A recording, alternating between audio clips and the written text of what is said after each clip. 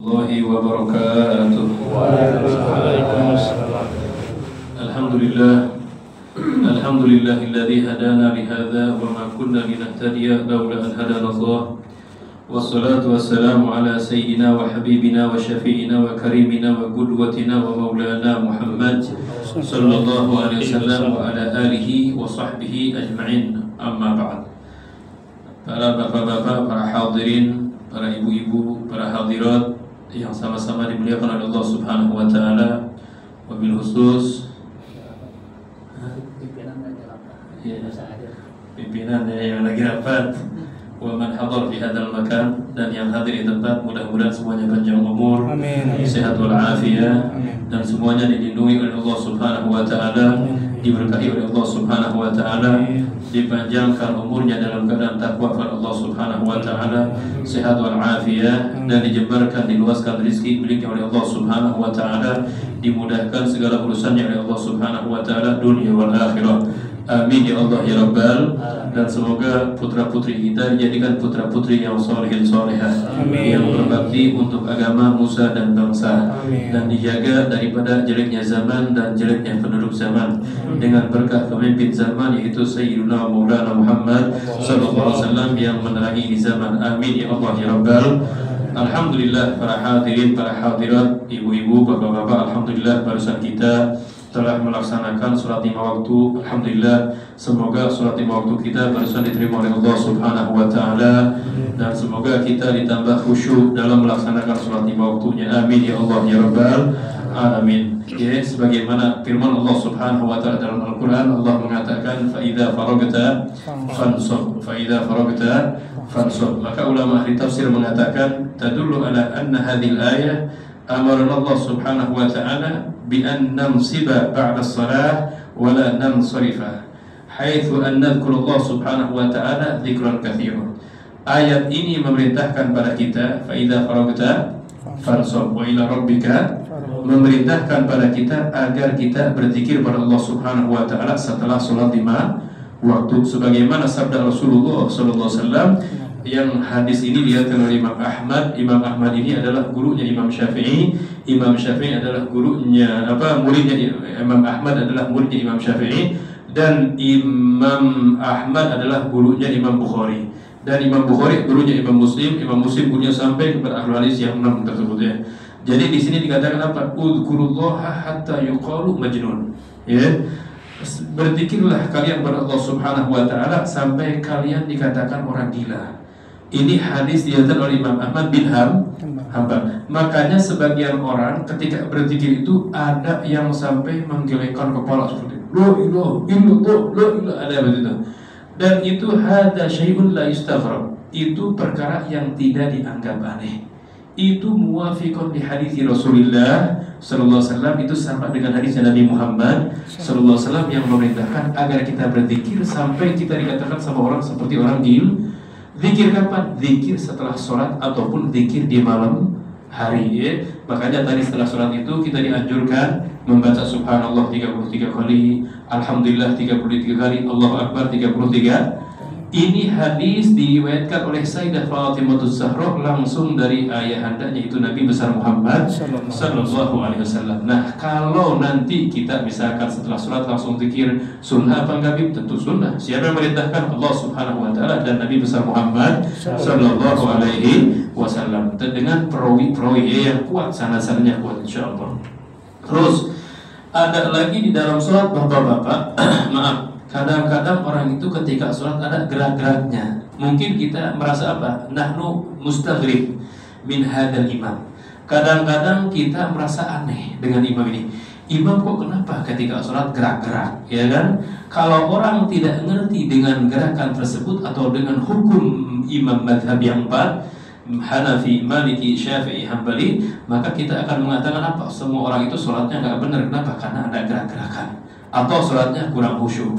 Padahal di situ ulama dalam mazhab Imam Syafi'i mengatakan boleh kita bergerak dan itu dimaafkan oleh syariat ketika sholat dan tidak membatalkan sholat.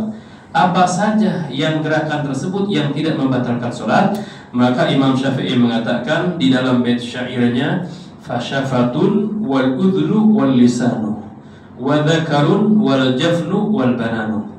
Tahrikuhunna in tawalla wa kathur bi ghairi udrin fi sholati la yadur. Artinya apa? Fasyafatun, satu, ketika sholat bibir kita tiba-tiba gerak sendiri atau digerakkan sengaja.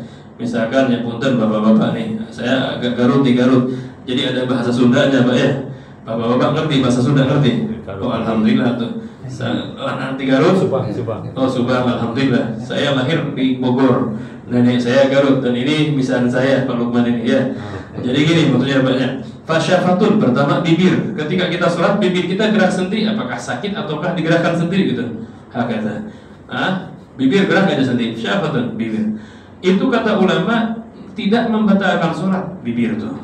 Bibir. Fasyafatun wal udhunu, yang kedua telinga. Ketika sholat kita gerak telinga sendiri gerak. Ada nggak di sini yang bisa menggerakkan telinga gitu? Kalau saya sendiri nggak bisa ya. Ini ada kan orang-orang kelainan ya. Bukan berarti dia kelainan jiwa, cuma ada keahlian apa? Dia bisa menggerakkan yang namanya telinga. Fasyafatun wal udhnu.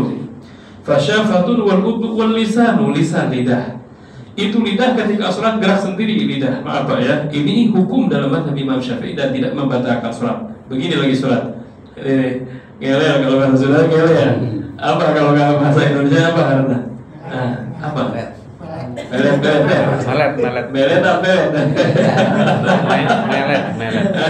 Fasyafatun wal udhnu wal lisan gitu. Ada syabah udhun lisan. Fasyafatun wal udhnu wal lisanu. Yang keempat wadzakarun. Zakar ini apa? Zakar adalah kemaluan laki-laki. Dan ini biasa sensitifnya ketika subuh punten banyak. Habis bangun subuh biasa kalau pakai sarung berdiri sendiri, ya kan? Fasyafatun itu syai'un la yustaghrab, perkara yang tidak dianggap aneh sudah. Syai'un basyariyah, sesuatu sudah jadi haknya manusia sudah. Lagi sholat tahu-tahunya nih siapa nih yang bangun, ya kan? Pas kita lihat tahunya pensil kita jatuh, ya kan?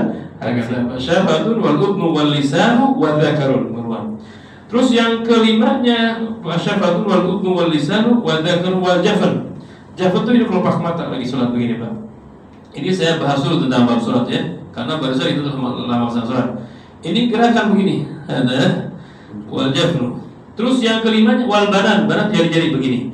Lagi sholat, ini jari-jarinya begini. Makanya maaf, ada sebagian ulama mengatakan kalau sholat itu gerak-gerakan begini, tahiyatnya. Itu bagaimana Tim? Batal apa enggak sama sholat? Kata ulama boleh-boleh saja. Cuma di mazhab Imam Syafi'i tidak dianjurkan itu hadis. Kenapa? Karena hadisnya sangat dhaif sekali. Makanya begini tuh. Asyhadu an la ilaha illallah. Itu gara-gara itu hadisnya dhaif. Di dalam mazhab Maliki itu hadisnya. Adapun mazhab kita ini mudah. Adapun tafsir sebagian ulama lain mengatakan kalau orang tahiyatnya muter-muter begini berarti menunjukkan apa? Dia tuh katanya lagi pusing, lagi pening. Jadi di sini dijelaskan ya. Kata Allah ada masing-masing punya tafsiran masing-masing. Nah, ini yang saya sebut kalimat tahrikuhunna in tawalla wa kathur. Gerakan yang 5 kalau banyak terus menerus. Bi ghairi udrin, tanpa ada masalah, la yadur, itu tidak membatalkan sholat. Jadi lidah kalau misalnya lagi sholat begini, melet-melet atau bibir gerak-gerak atau telinga begitu, itu kan ada orang yang gitu tuh ya. Atau misalkan ini apa namanya di belakang ini ada pensil itu naik-naik kan, itu kata ulama tidak membatalkan sholat. Atau ini jari-jari ya, jari-jari lagi sholat gatel begini, 1000 kali gerakannya, ini tidak membatalkan sholat. Siapa yang mengatakan? Yang mengatakan adalah ulama daripada ashab Imam Syafi'i, murid-muridnya Imam Syafi'i. Mudah-mudahan manfaat buat kita semuanya. Amin ya Allah ya Rabbal alamin. Bagaimana kalau misalkan ada nyamuk di sini? Ya kata ulama kalau ada nyamuk boleh kita pukul begini. Cuman nanti bangkainya dibuang. Kalau darah sedikit nggak apa-apa, nggak membatalkan sholat, dipukul. Tapi pukulnya jangan kencang-kencang. Nyamuknya kecil, mukulnya kencang, itu tidak boleh. Ya, kenapa? Karena dikhawatirkan nanti membatalkan sholat. Adapun kalau garuk-garuk begini ya nggak apa-apa. 1000 kali. Ini dianjurkan atau tidak dibenarkan dan tidak membatalkan sholat. Nah, mudah-mudahan ini ilmu sedikit tentang bab sholat ya, manfaat buat kita semuanya. Amin ya Allah ya Rabbal alamin. Terus yang sekarang yang kedua, dzikru Ramadan, menyebutkan tentang bulan Ramadan. Qala sallallahu alaihi wasallam, telah bersabda Nabi besar Muhammad sallallahu alaihi wasallam, "Lau ya'lamun nas ma fi Ramadan minal yumni wal barakah." Kalau seandainya manusia mengetahui kehebatan yang terdapat di bulan Ramadan daripada keberkahan, la tamannau ay yakuna haulan kamilan, maka manusia akan berharap agar adanya Ramadan tersebut 1 tahun sempurna. Ya. Ini di dalam kitab Syarah Arba'in Nawawiyah Jawahirul Lu'lu'iyah. Jadi kalau kita mengetahui daripada keberkahan Ramadan, maka kita akan berharap yang namanya Ramadan agar Allah jadikan 1 tahun sempurna. Ya, mudah-mudahan kita mampu melaksanakan puasa di bulan Ramadan. Amin. Amin ya Allah ya Rabbal. Nah, apalagi perhatian umurnya 40 tahun. Imam Syafi'i pas umur 40 tahun beliau mulai berbuat tongkat.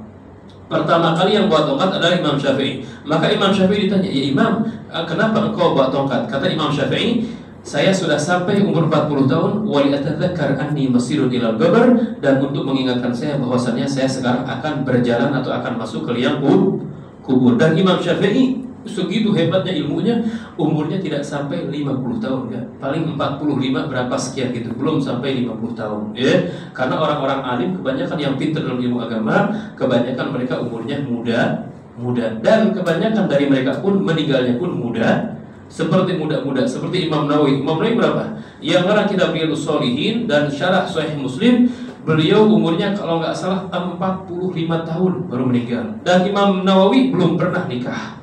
Kenapa ya Imam, kok antum belum pernah nikah? Kata ulama. Maka Imam mengatakan, bagaimana saya mau menikah sementara saya tiap hari mengarang kitab 2 kertas, kata 2 lembar tiap hari. Itu Imam Nawawi yang mengarang kitab Riyadhus Shalihin, udah terkenal sudah, dan Syarah Muslim ataupun Syarah Muhadzab Imam Nawawi ya.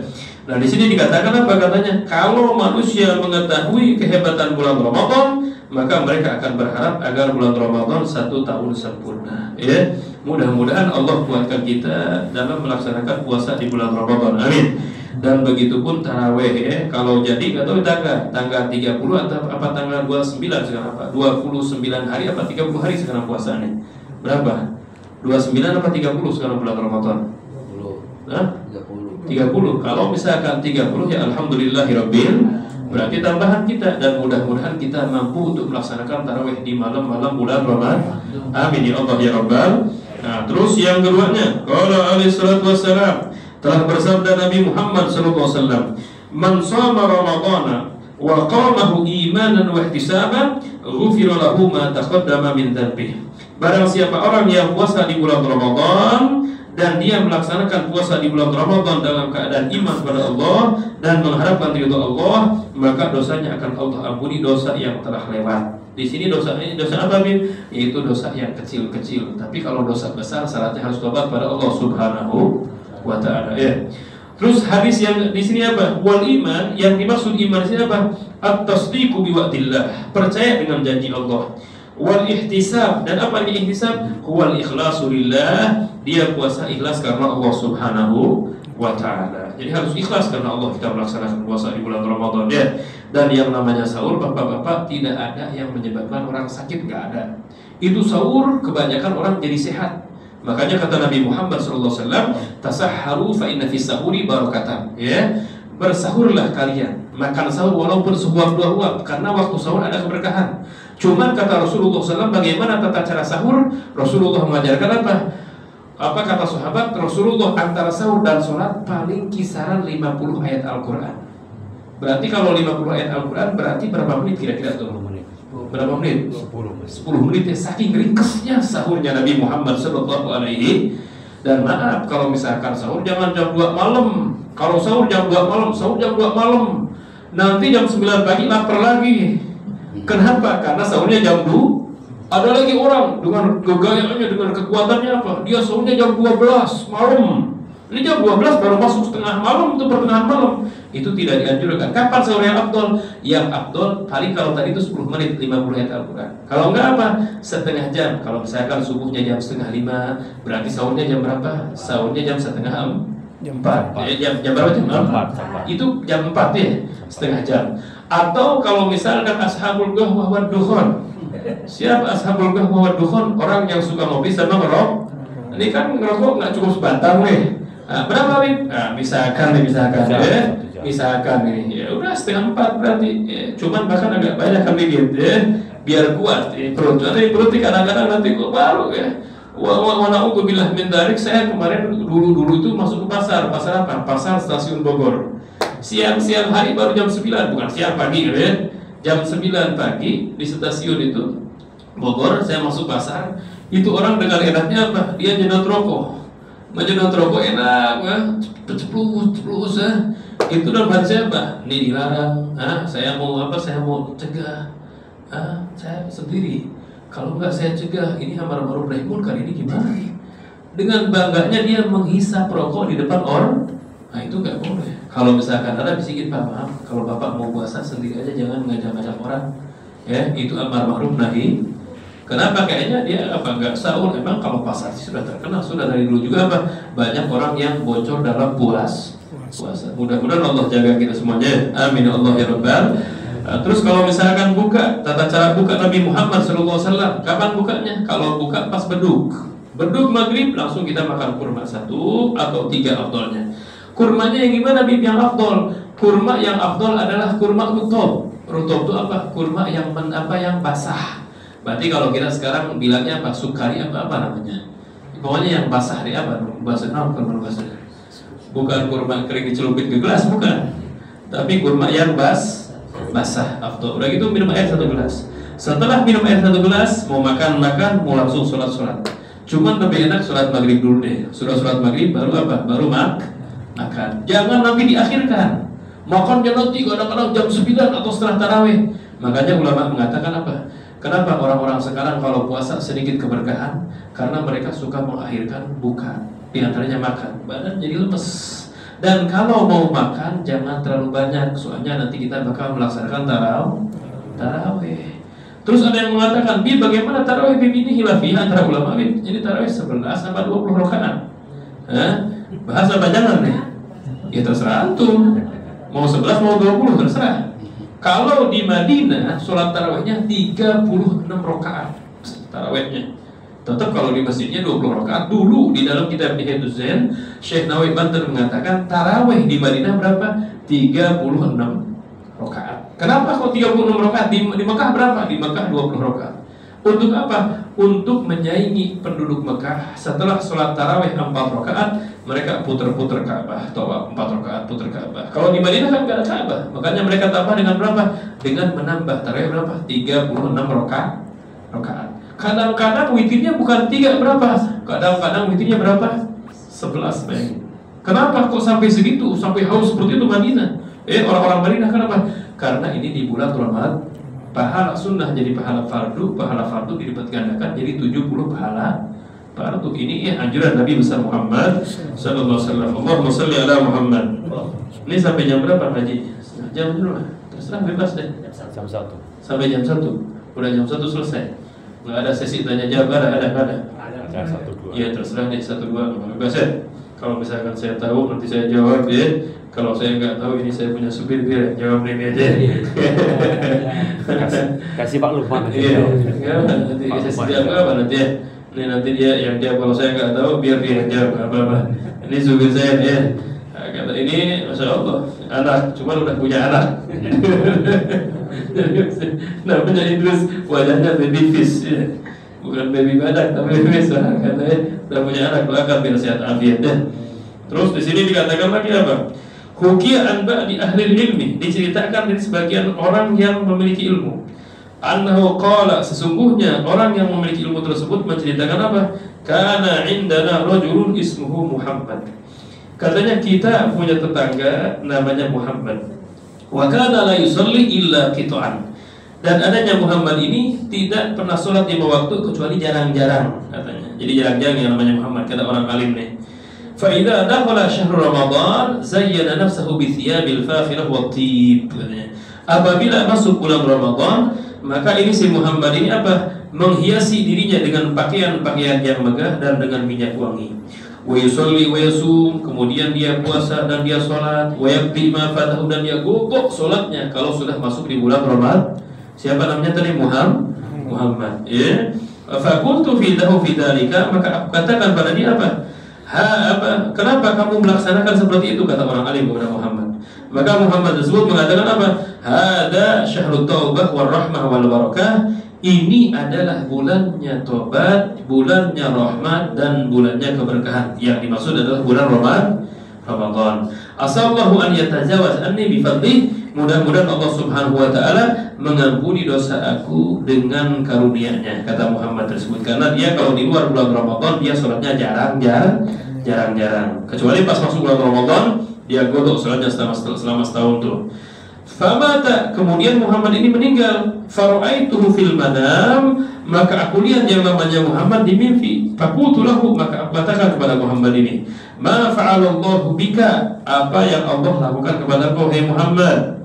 Qala, maka Muhammad tersebut mengatakan apa? Ghafarallahu li ajli hurmati syahr Ramadan. Allah mengampuni aku dengan apa? Dengan berkah aku menghormati bulan Ramadan. Jadi bulan Ramadan dia Muhammad ini suka pakai baju bagus ya, yang megah, terus sholat dia godok. Padahal di luar bulan Ramadan dia sholatnya jarang-jarang. Namun pas dia meninggal Allah ampuni dosanya. Dengan berkah apa? Dengan berkah dia menghormati bulan Ramadan. Apalagi bapak-bapak, maaf kalau misalkan kita punya rezeki yang lebih, kita beli beli kurma tuh yang satu dus tuh, kurma sukari atau kurma apa, kemudian kita masukkan ke plastik, terus kita kasih ke orang-orang yang mau lewat ya, sama airnya satu aqua atau satu gelas itu. Apa kata Nabi Muhammad SAW? Man fattara sha'iman kana lahu mithlu ajrihi. Barang siapa orang yang memberi makan kepada orang yang puasa, maka dia dapat pahala seperti orang yang puasa. Jadi kita pahalanya dua, kita pahala puasa dan pahala memberi puasa kepada orang tersebut. Pahalanya sama seperti orang yang puasa. Itu untung bagi orang yang memberikan buka kepada orang yang puas. Luar biasa, masya Allah pahalanya gede. Yang punya uang lebih, kalau nggak punya lebih apa cuma ngapain juga. Alhamdulillah saya kemarin, saya ini tahadusan bin Ni'am, saya beli kurma kemarin berapa dus itu. Saya bagi-bagi di kampung-kampung sana. Alhamdulillahirabbil alamin. Ya, apakah boleh menyebutkan kebaikan? Ya enggak apa-apa. Fadzakir wa amma bi ni'mati rabbika fahadits. Adapun dengan nikmat Tuhanmu ya ceritakan, biar dicontoh orang enggak apa-apa. Makanya kalau orang alim misalkan Habib, kiai atau ajengan, kalau misalkan ngasih uang ke ke keropak tuh enggak apa-apa diperlihatkan. Tujuannya untuk apa? Liyuqtada bihi, untuk dia diikuti orang. Enggak apa-apa. Atau tokoh, atau ayah untuk seorang anak ya, atau suami untuk istri diikuti istri, enggak apa-apa. Jadi biar nanti keluarga ngikutin kebaikan pemimpin tersebut atau lurah, camat, bupati ya. Apalagi kalau misalkan ini ketua ini iya, kalau misalkan bisa itu lebih bagus lagi. Cuman enggak usah dibahas ya. Mudah-mudahan masih ada sesinya. Beres sudah? Sampai jam 1 masih ada. Berapa menit lagi Pak nih? Ini masih kuat? Terusin Pak, masih kuat nih? Baik. Terus Pak. Pembatalan puasa. Maaf, ini kan ceritanya. Pembatalan puasa begini. Kalau misalkan ibu-ibu ya yang mau ngejahit, dia kan suka megang itu jarum tuh. Kemudian dia jilat, dia punya benang. Mungkin pakai alatnya manual dulu. Ya, benang masukkan, kemudian dikeluarkan, masukkan tuh benang ke mulut, dikeluarkan lagi. Maka ludah yang ada di mulut tadi dimasukkan ke dalam, keluar, masuk ke dalam. Kemudian dia lupa, dia telan tuh ludah. Maka ulama mengatakan apa? Puasanya batal. Kenapa batal? Karena ludah yang tadi sudah keluar dimasukkan ke dalam, sudah ke dalam, keluar. Makanya kata ulama apa? Boleh kita ketika puasa menelan ludah dengan syarat ludahnya belum lewat ke bibir. Tapi kalau sudah lewat bibir, segini nih ke sini bibir, maka itu kata ulama apa? Membatalkan puas. Jadi kalau ludah sudah lewat bibir sudah dibuang. Ini enggak, kadang-kadang sudah lewat, kalau nggak tahu hukum apa ditarik lagi ke dalam, itu nggak boleh. Kayak anak kecil itu yang keluar itu dari hidungnya tuh, padahal tinggal dibuang, ini kan tarik lagi ke dalam. Nah, itu nggak boleh ya. Itu yang pertama tuh. Itu namanya bab cara masukkan benang ke dalam jarum. Yang kedua maaf. Bagaimana kalau satu keluarga puasa semuanya? Ya. Tapi kita mau mencicipi salah satu biar ketahuan ini bumbunya enak atau enggak. Kata ulama boleh, enggak apa-apa. Jadi gini caranya.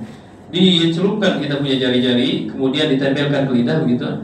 Udah gitu apa? Dibuang. Itu enggak apa-apa. Tapi pertanyaan yang jadi masalah, bagaimana kalau mencicipi makanan tersebut satu mangkok? Bagaimana? Itu satu mangkok. Batal apa enggak puasanya? Nah, udah itu deh. Udah pertanyaan masing-masing aja, jawab masing-masing gitu ya. Tapi kalau dijilat gitu doang, udah gitu dibuang lagi, itu tidak apa-apa. Itu yang kedua. Yang ketiga, saya kasih 4 apa masalahnya. Yang ketiganya, bagaimana kalau hukum sedang puasa mandi di kolam renang?